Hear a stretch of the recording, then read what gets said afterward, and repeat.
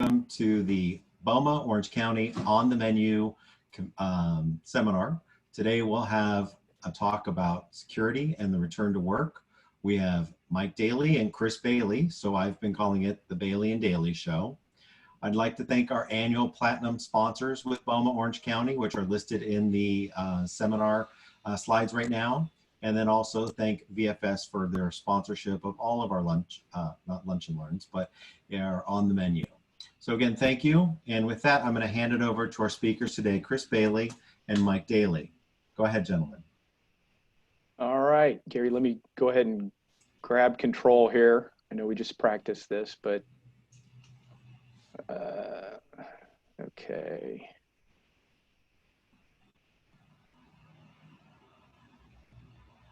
Okay, can everybody see a slide deck screen there?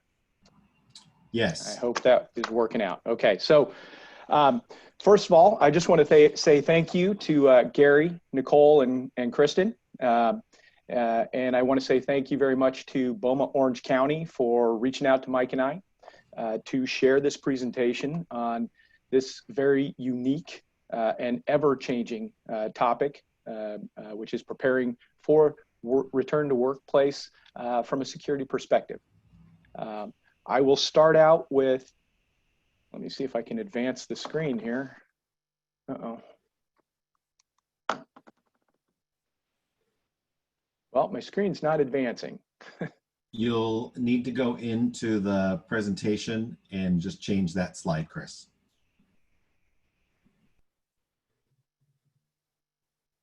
Okay. Apologize, everybody. Okay. Is everybody seeing an advanced screen there? Looks All right. good. Sorry about that.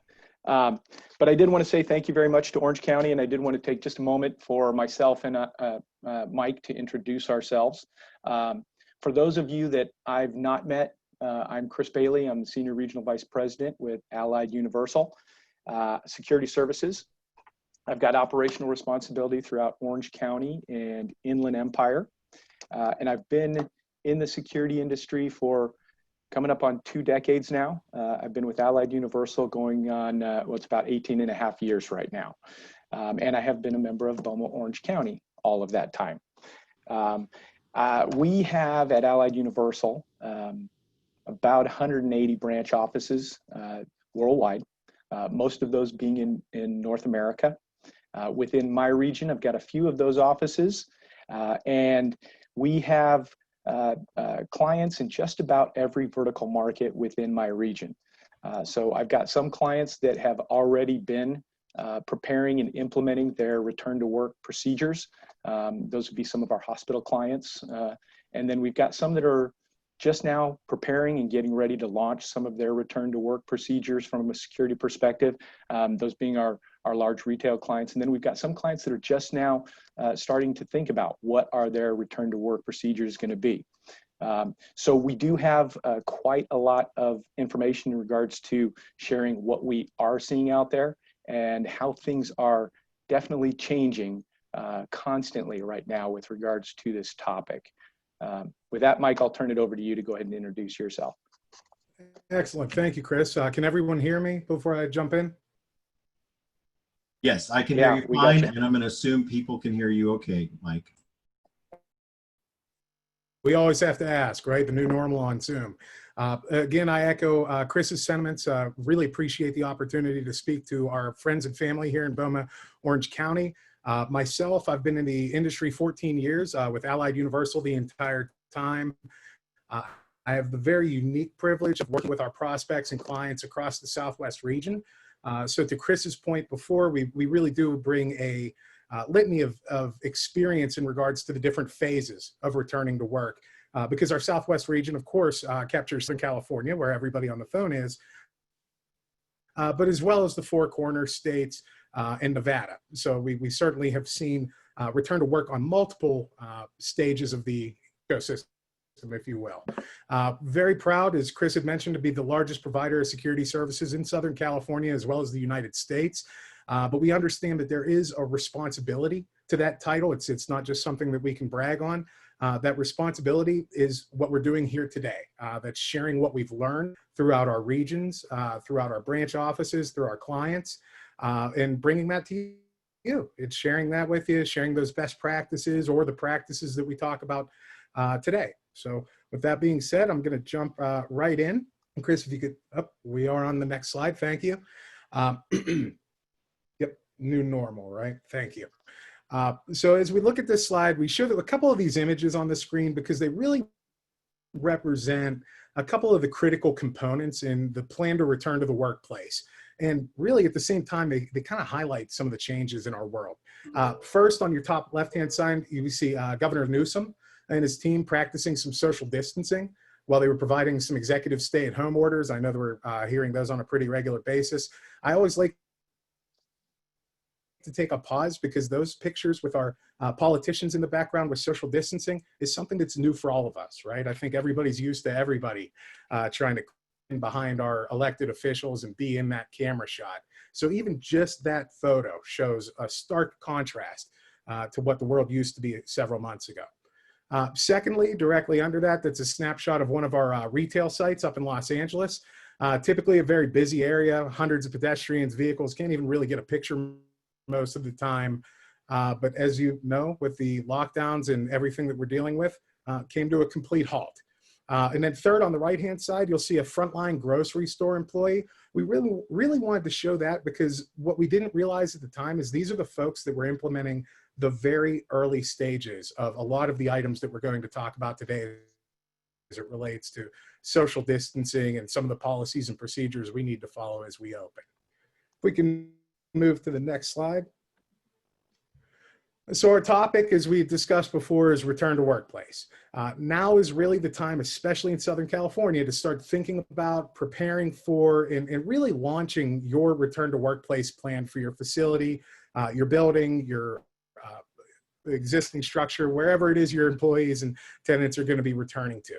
As we all really look to balance the wanting to get the economy moving forward with a desire to prevent further exposure of the virus, we really need to look at adopting some safe and healthy workplace practices. As most of you know, a lot of this guidance has actually been provided by our federal government, which Chris and I are going to be talking about briefly throughout this presentation. But a lot of the direction, especially in the local areas, are going to come from our governors, our mayors of the individual cities, and then of course the business owners, right? Everybody that's actually making the decisions on how their employees are going to return to the workplace. So today's webinar is really intended to highlight some of the topics that we're seeing with our client base across the country, and really some of the challenges that they're trying to address at the same time. So hopefully it's a learning experience for everybody on the phone. The presentation is certainly meant to be a facilitation of practices, as the items that we discuss really come from various disciplines of your organization, not just security, but we will talk about how security can help. With that being said, we're going to talk a little bit about some of the guidelines for reopening. I'll hand it back to Chris. Yeah, so in regards to guidelines, what we're seeing, I mean, obviously top of mind for organizational and functional leaders is the imminent return to the workplace stage. Imminent meaning that can be any time between, well, May last month and September, possibly even into October and November. Now taking into consideration, you know, that there's a fourth stage that's going to be taking place around that time that involves concert venues and live sporting events. So we'll touch on some of this now from the government perspective. Recently, the administration gave governors throughout the U.S. guidance on reopening state economies in the coming days, weeks, and like I said, even months. The guidelines for opening up America again, they're available on whitehouse.gov, which outlines some of the specific phases for states for gradually easing their lockdowns. For most organizations, a return to the workplace may happen as they meet certain steps or accomplish certain steps in these procedures. But our focus is going to be on the workplace considerations. And the top workplace considerations are really here, these 5 bullets that we put up here on this screen. The first being social distancing and protective equipment, or as everybody now knows it, PPE. Temperature checks, whether temperature checks are going to be conducted by your staff in your building, whether you're going to consider some sort of a self-temperature check screening protocol. Third, sanitation. How is the cleaning of your facilities going to be changing, or is it going to be changing? And then disinfecting of high traffic areas. This is now referring to the common areas and the fact that you'll need to consider whether or not you're going to be doing any kind of disinfecting of those areas prior to reopening. And if so, what kind of recurrence will you be dealing with in regards to the cleaning of those facilities? And then also, finally, in regards to business travel and setting some sort of policies and procedures in regards to the business travel stipulations that you're going to set for your organization. Now, in the 3 and now 4 phase approach, considerations for employers are similar to governments. They recommend a few things. They do encourage telework as much as possible. They are recommending returning to work in phases, as basically every part of the economy is starting to do now. Closing as many common areas as possible. Again, minimizing non-essential travel. And then there is a strong consideration for special accommodations for vulnerable employees. And those are the employees with pre-existing conditions or those in that designated susceptible age group. Now, upon a return to work, there is certainly going to be some time afterwards that people are going to have to make sure that they are continuing to keep up with these guidelines. And I've put in the bottom right of this slide here the logos for the CDC and OSHA as just a reminder. Both of these organizations have provided a considerable amount of valuable information, and they continue to update it on this topic. And we highly recommend utilizing their provided resources. They've got a lot of great stuff in there, things that you can print out and utilize as well. So we've included a few links on the back of this slide deck that we'll make sure that we share with you towards the end. But just keep in mind that these things are constantly changing. And that's why we're recommending that you're going in on a daily basis really and checking those websites for any changes that might take place. So as mentioned, you know, there are a lot of clients, thousands of clients that we are communicating with every day. And right now we're seeing 4 main themes or areas that we're hearing from our clients. And these are signage, cleaning and disinfecting, screening, and social distancing. And we're going to touch a little bit on each of these themes quickly here. And Mike, I'm actually going to give it to you to touch on that first theme, signage. Yeah, absolutely. Thanks, Chris. So we'll talk about signage here. I think this is one of the themes that we've all seen, right? If we've been out to the grocery store, if we've been to a Costco, if we've really been anywhere out and about in our travels. So as we mentioned, we've seen this a lot in the essential businesses. We showed that picture a little bit earlier of the grocery store worker laying down some of these social distancing signs back in their infancy, right? Signs are really going to be necessary in a lot of workplaces as folks return to the workplace. Signs in your tenant spaces, your public spaces, and really everything in between is going to be critical. In some cases, this might even mean developing some signs or acquiring some sign or signage that has physical barriers attached to it as well. And I will stop for a moment and just kind of point out an example of that. You'll see on the slide deck in the center of the images, the 2 stand-up yellow signs with the barrier in between them. Almost looks like a rope off for lining.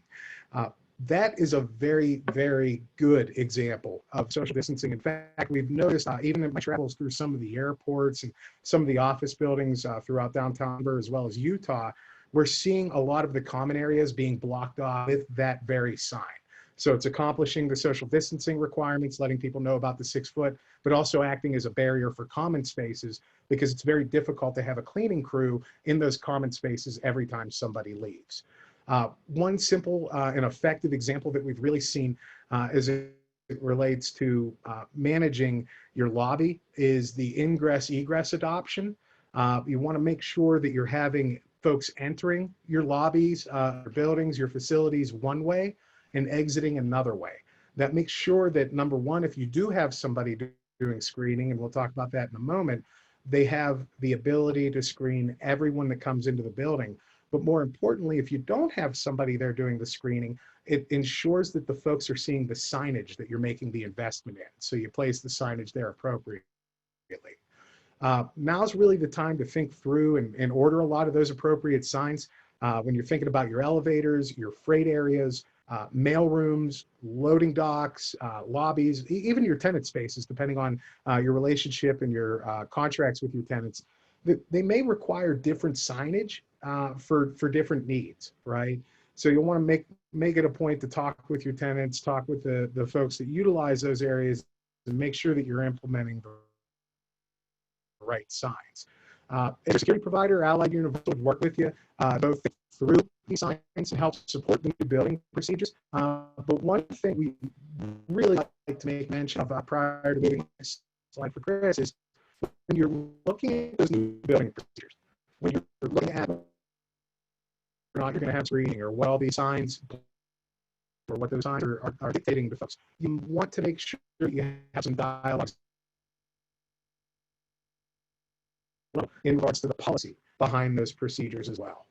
So the policy behind those procedures are going to be just as critical as the procedures themselves as we move forward. But that being said, I'm going to pass it back to Chris so he can talk a little bit about maintaining clean and disinfected. So it looks like, Mike, we might be having some trouble with your audio.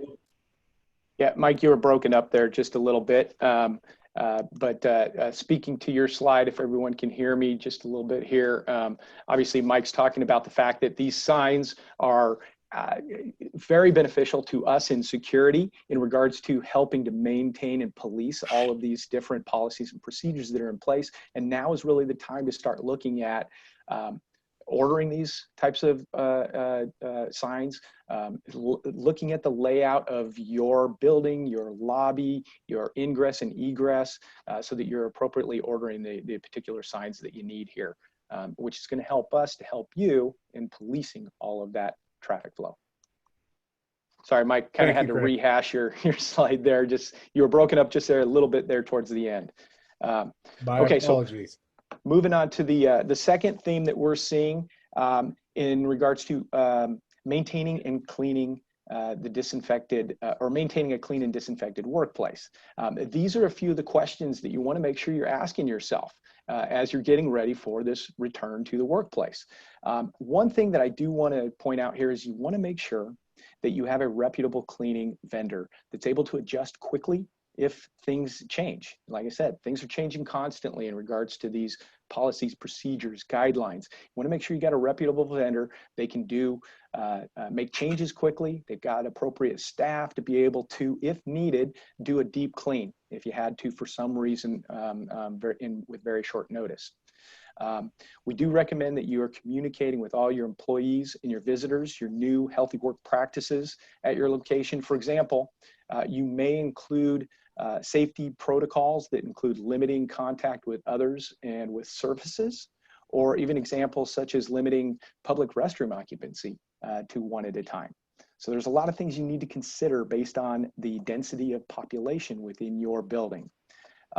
Finally, you do want to make sure that you certainly have a good supply of hand sanitizer, wipes, and disinfectant supplies.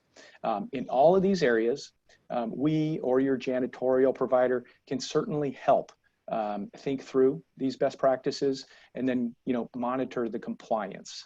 That's a main thing that certainly security can do in all of this. But the most important thing here is to really make sure that you are clearly communicating with your tenants.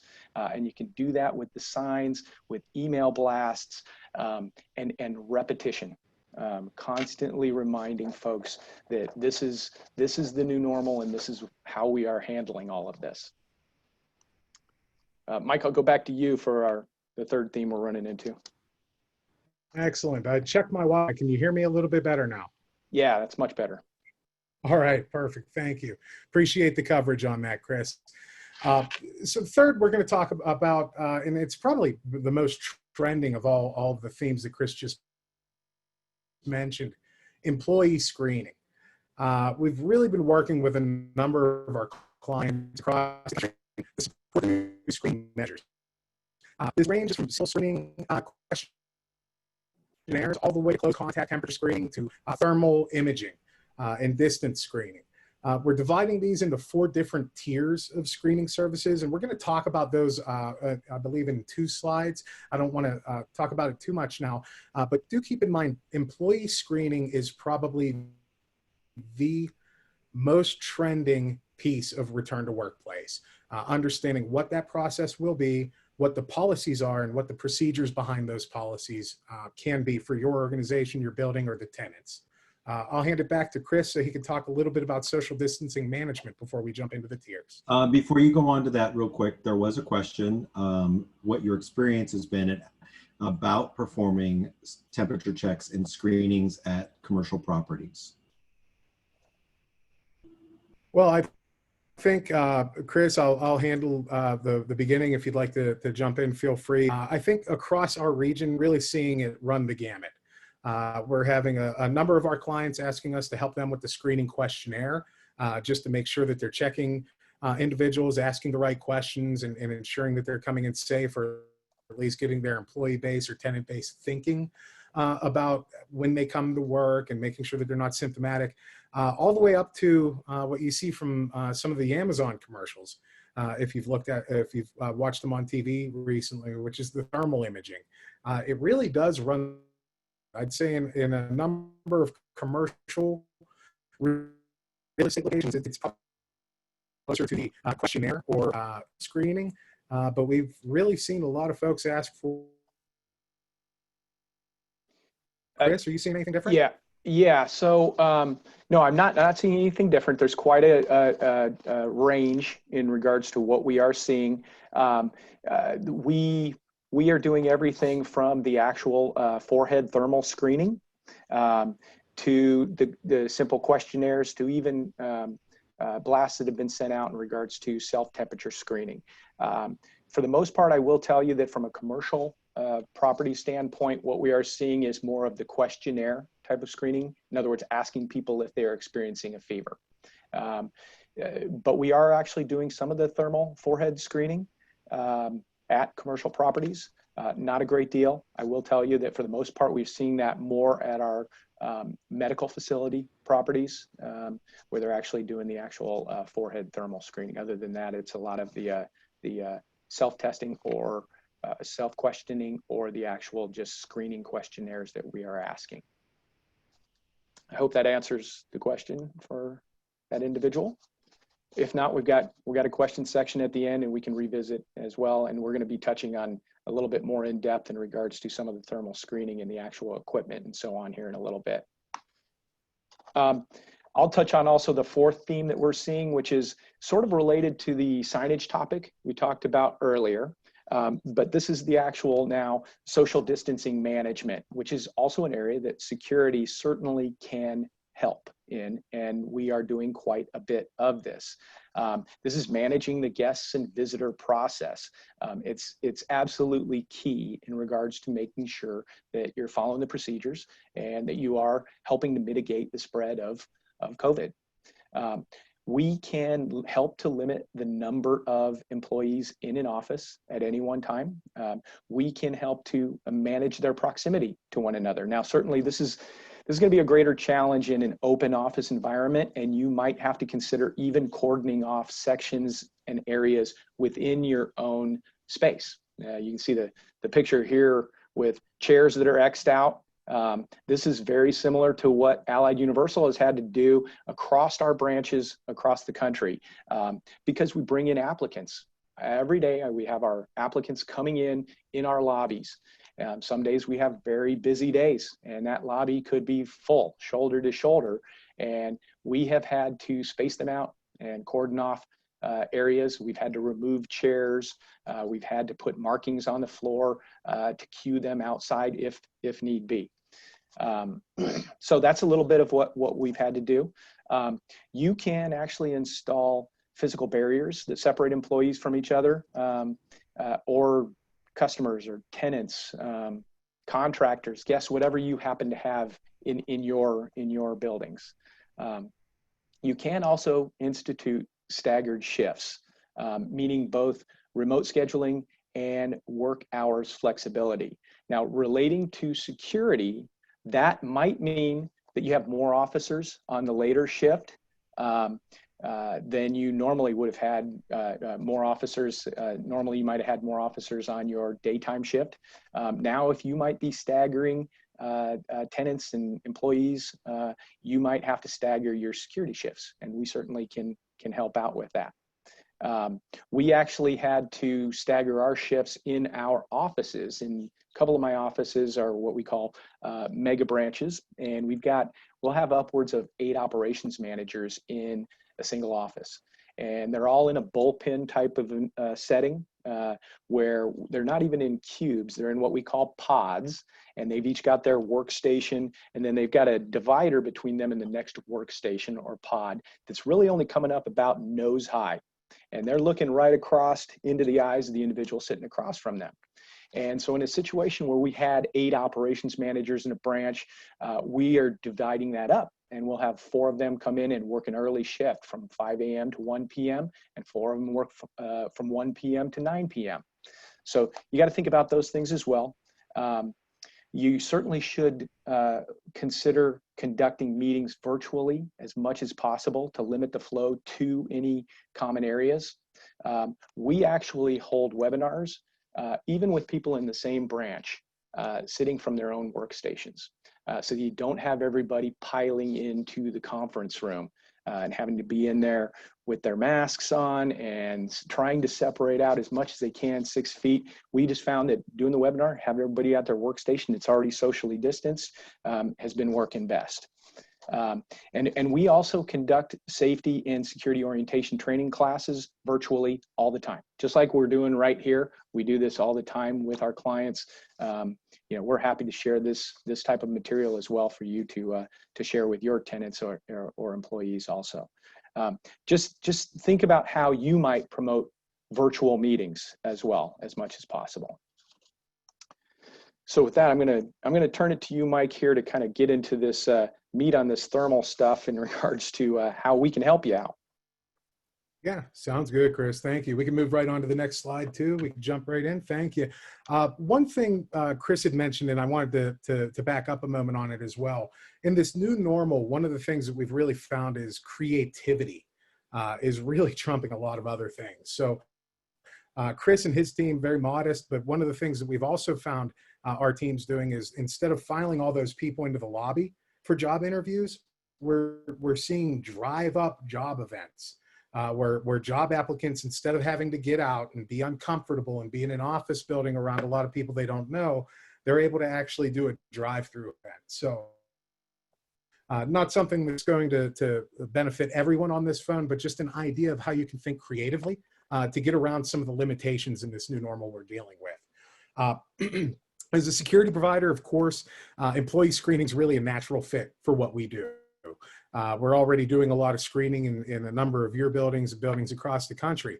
So let's discuss a little bit about employee screening, the 4 tiers that we had mentioned before that folks are talking about. You see them up on your screen right now.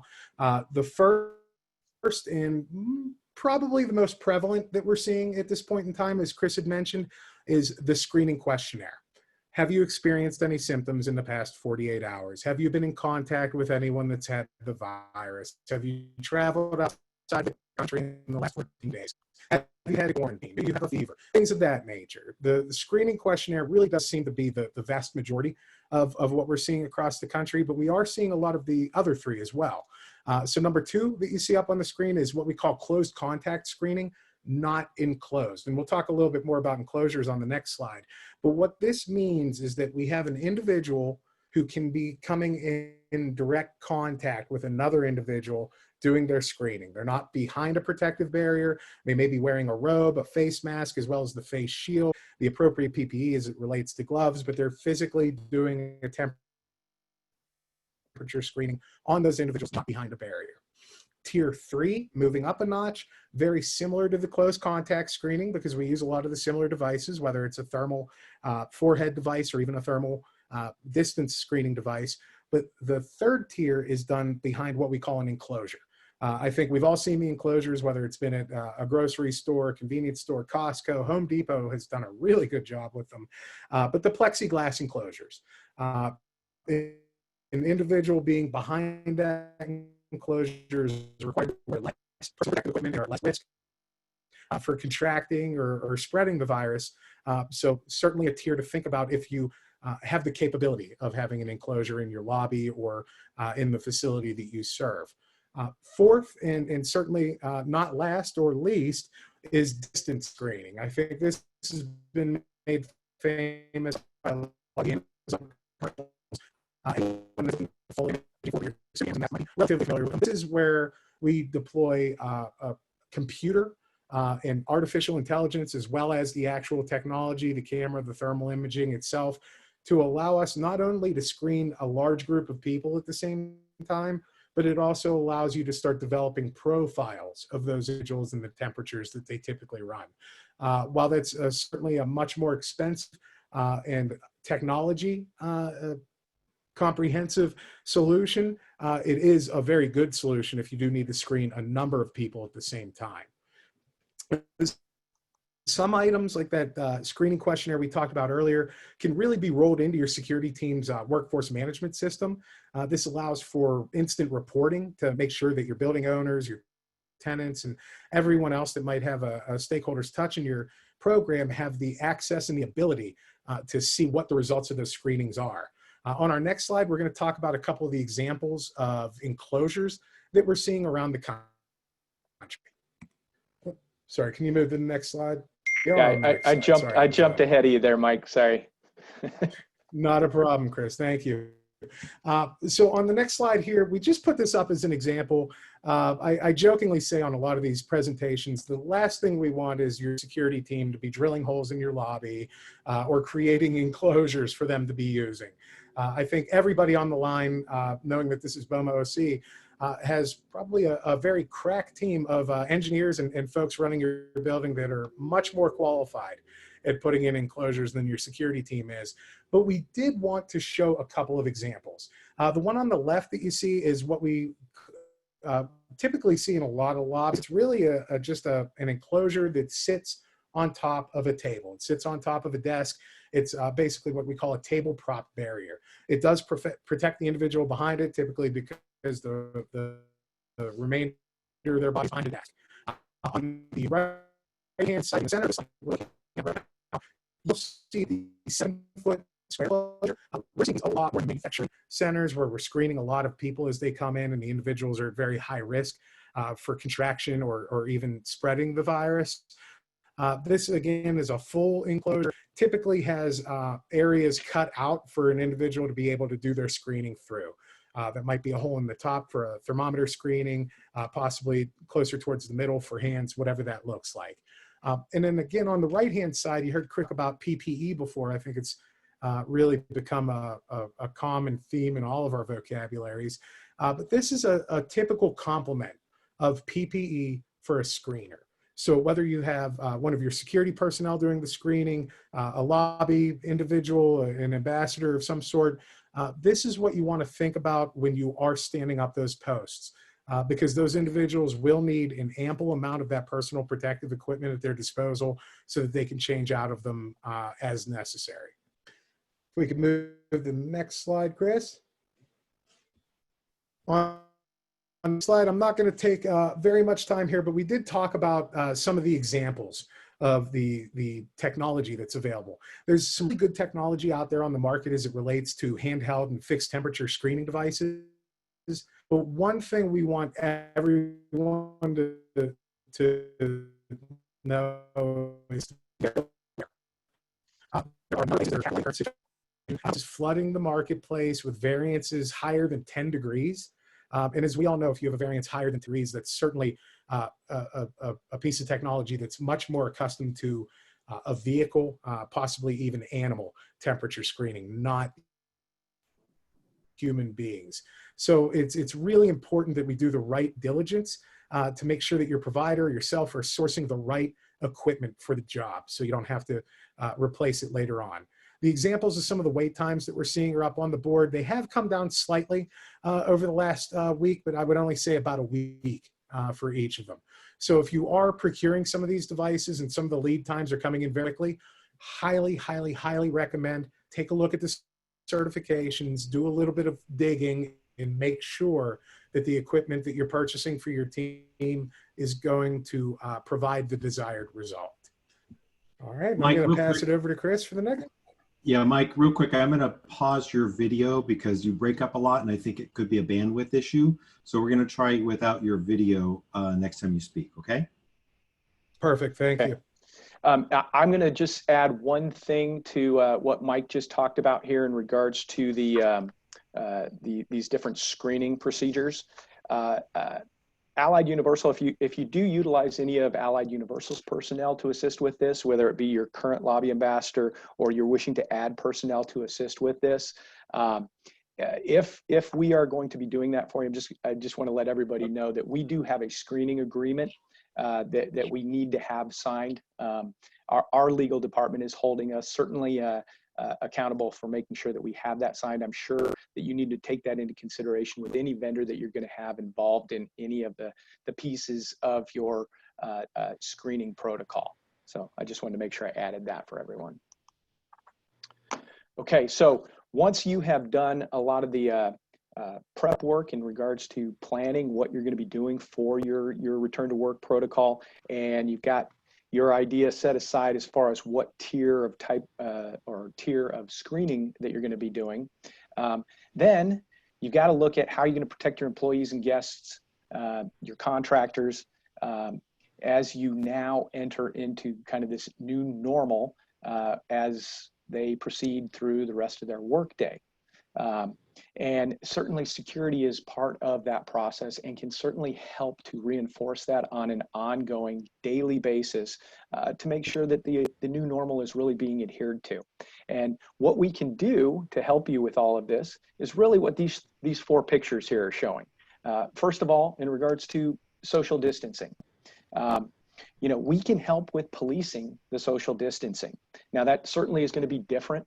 And everybody's going to have their own twist on what that entails and how the flow of your office is based on the density of your office, the location, and so on. But certainly security can help with that, and we want to. And that's the only way it's going to be continually adhered to by your employees and your tenants.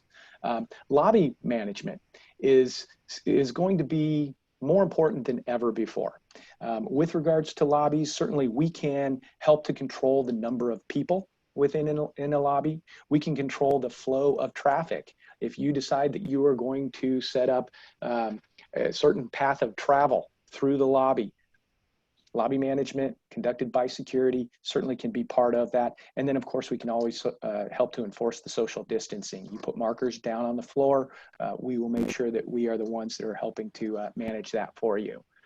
Elevator management, this is an area we've already been very successful in. As you can see in this picture here, I don't know if you can all see my cursor or not, but I'm using it anyway. You can see here in this elevator picture, there are actually footprints taped down onto the floor of the elevator. And what that's doing is it's doing 2 things, really. It's letting everyone know what the maximum occupancy of this elevator cabin is. And it's also making sure that it is helping to enforce the social distancing by keeping people 6 feet apart. And then lastly, over here is in regards to us patrolling your common spaces, your break rooms, your cafeterias. Certainly security can be patrolling through there just to make sure that everybody's abiding by the social distancing and there aren't any large gatherings going on in there that you certainly don't want as we go through these different phases. In each of these scenarios, what we're really talking about is occupancy standards to support social distancing. And security teams can be a big part of helping to uphold those new rules. Now, keep in mind, this is all new. And as I said, it's constantly changing. But none of it really is worth a dime if you are not clearly and quite frankly over communicating the policy for yourself, your employees, and your tenants. That's the only way that you're really going to avoid confusion and frustration with your tenants as they come back in, and really protect your business. So speaking of protecting your business means that documentation and validation will be absolutely critical. And it's going to be key to gauging your program's success. It is absolutely critical that your screening program deploys some level of technology to provide confident reporting and statistics to your stakeholders. The right technology solution can go as far as to assist with heat mapping and trending, the enforcement of social distancing, and allow for additional training and compliance discussions with your tenants and your employees. Now, rest assured that someone, maybe building ownership, is going to want to know stats such as how many folks were turned away because they failed in screening. The slide here is showing whether you go with paper and pen, tracking this kind of information in the questionnaires that you are documenting, the number of people that didn't come into work today because they reported that they had an elevated temperature, whether you go with pen and paper and then transfer it into an Excel document or whatever you do, or you go with something like a technology solution. This is actually Allied Universal's proprietary system here pictured called Helios. Some of you may be familiar with that, but it's a technology device and you can utilize any kind of technology device. But the important thing here is that you are getting some sort of data that is trackable and you can return to and show that you are tracking not only the statistics in regards to the people that might not have come into work because of elevated temperatures, or the people that were turned away because they had maybe an elevated temperature, but you can also track, for instance, this report here showing the number or the times of day that there were infractions, maybe social distancing infractions, maybe over occupancy in the elevator. All of that can be tracked, and you can utilize these tools to protect yourself down the road, as well as help to change the behavior if you do a training with the tenants in your property virtually. So just make sure that your tenants are following the CDC guidelines regarding the information that is collected. So with that, Mike, I'm going to turn it back to you in regards to what's up next. What's next, right? Hopefully you can hear me a little bit better with my camera off now. Yes, okay. I can. Good. Yes, so far so good. All right. All right, thank you. Sorry about that, team. Well, we don't know what the future holds, right? But one of the things I think that we all know and that we're seeing across the country here at Allied Universal is that the return to workplace is not going to happen overnight. It's not going to be a one-day affair. It's going to be gradual. In fact, a lot of the states that have been opening over the last few weeks were very low numbers returning back initially. They are increasing week over week, but it is going to be gradual. As Chris had so eloquently mentioned before, I think a lot of folks are really looking at alternatives other than bringing people into the office, which is creating obviously some new normals for us. So as your plans for return to workplace continue, you heard Chris talk about it a little bit earlier, the CDC and OSHA should really be top of your search lists right now. They really do come out with probably the most up-to-date standards, practices, and recommendations. And obviously, given the origin of those recommendations, they carry some clout. In addition, I do want to make a mention, BOMA as an organization has done a phenomenal job at creating some of their different best practices papers, as well as what we have listed here, the Getting Back to Work documentation. Not only have they created it, but I'm seeing almost every other week updates being loaded to it. So as lessons are learned in the industry, it's great to see BOMA adding those. Your sister organization at IREM put together a pretty good pamphlet as well for return to workplace. For any of you that delve in the manufacturing or might have some manufacturing locations in your portfolio, I highly recommend looking at Lear Manufacturing. They put together a 50-page return to workplace document for the manufacturing industry and give it out for free to everybody across the country. So certainly some great resources for all of us. Chris, can we move to the next slide? So finally, a couple of considerations for you. I'm going to go through all 5 of these. We heard between Chris and I, we talked about each and every one of these. So number 1, prioritizing people's safety in the continuous engagement. So when you're prioritizing their safety and their engagement, it's making sure that you're talking to them, communicating with your tenants, communicating with the individuals coming in and out of your building. What have you done? What are we doing differently? What can they expect to see different in the building as they move forward with their return to work? Reshaping that strategy for business continuity. Obviously, with the property management team on the phone, business continuity plans have been tested over the last couple of months. I know with the rest of our client base, it has been as well. Now's an opportunity for us to take a look at what worked, what didn't work, and really reshape our strategies as it relates to those business continuity plans. Of course, Chris, his team, and us here at Allied Universal are always happy to sit down with our clients and talk to you about your individual plans. Number 3 kind of touches back a little to number 1, communicating with your relevant stakeholders.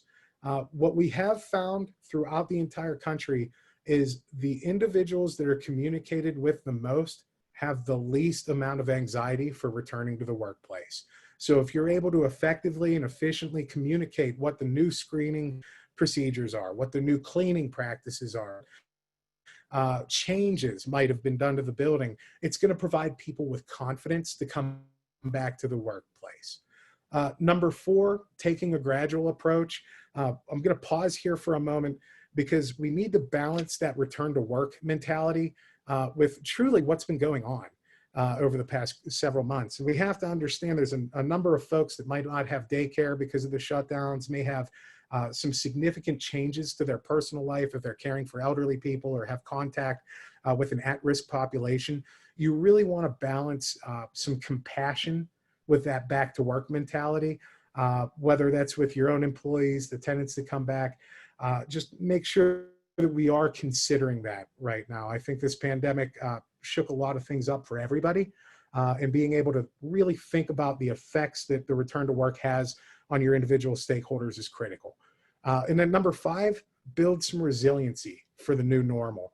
The more we communicate, the more we think, the more we talk with each other, share these best practices, and really start this round 2 of America that we're getting ready to start right now. It allows us to build resiliency, and it allows us to build networks and assistance support teams that are going to be able to help us as we move forward. So highly recommend, if you haven't taken a look at that support system in the past, take a look at it now for your building, for yourself personally, or even the folks that work for you. With that being said, that is the end of my point of the presentation. We will open it up for questions from the team or from the panel. Yeah, Mike, if you want to go ahead and turn your video back on, that'd be great. It did have an improvement. There were a number of questions. I'll see if I can combine some of them, which was within regards to security and interrupting someone and taking their temperature in the lobby. Does Allied or security professional deny access to that individual? And how are you making those determinations about high temperature? How do you handle a high temperature person? I'll take that, Mike. Yeah, the temperature screenings that we're doing, anytime we're doing the temperature screenings, the number that has been kind of the bar really is probably one that everybody has heard, that 100.4 degree temperature. And what we are doing is, certainly it's a situation where you have to handle this very delicately. And in security, we train our security professionals that there's a continuum that they need to be operating on. On one end of that continuum, you've got the very hard line access control, perimeter control. And then on the other side, you've got the very high-end customer service aspect of how to provide an amenity to people. Certainly with this situation, it's a gray area where we've got to be in the middle of handling this situation very delicately. It is a situation where we do want to make sure that if we have a screening protocol in place where people are not to be entering the building if they exceed 100.4, then what we're doing in most of these procedures is the screening will be handled a second time. There's usually a second test.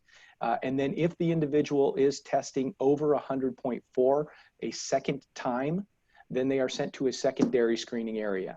That's important because you don't want to simply announce to individuals that are waiting in line to be screened that you've got somebody here that just exceeded the 100.4 and has a fever. You're simply directing them to a secondary screening area that might be with the management company's personnel or with a secondary security person. And then at that point, we're asking the individual to contact their supervisor or to go home and contact their supervisor. Very good. And related to that was a question regarding positive results for COVID, indicating that taking temperatures of 47% of the positive results don't show any symptoms. So how do you address non-symptomatic access? So all we can do is, and actually I can show you a screening template that we had drafted. Let me see if I can do that. This is a screening template. I'm trying to find it here.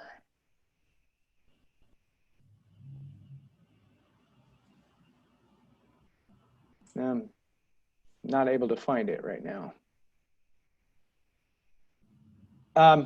Well, I'll simply say, we had developed a draft of a screening template for potentially having self-screening done. One where individuals could actually email this out to tenants or employees that they expect them to self-screen each morning. And it has 4 questions on it, basically. I can read those questions to you here, which is simply, are you feeling a fever, body aches or chills? Do you have a new or worsening shortness of breath? Do you have an unexplained loss of taste or smell? Did you, a household member or a person you had close contact with, test positive for COVID-19? If they answer yes to any of those questions, then we are then considering that that is a second tier, move to the second tier of the security screening, contact your supervisor. That's our role in this. You know, we're not able to go much further than that in regards to making any recommendations as to what that individual does. But as security being tasked with making sure that we're monitoring and controlling the access, those are the 4 questions. If we have one yes answer to any of those, then we are not allowing the access at that point. Very good. And I'm sure people can follow up. I've got a bunch of other questions. So sure, go ahead. Does the new recommendations does the new recommendation typically require more security personnel in the lobby? It does, usually. That it really is completely and totally dependent on the flow that you have at your building. Okay, so we have a lot of buildings that have people coming in not a great number all at one time. They may be scattered. They may be one of these types of facilities that we have that works 24/7, and people are coming in scattered throughout the day.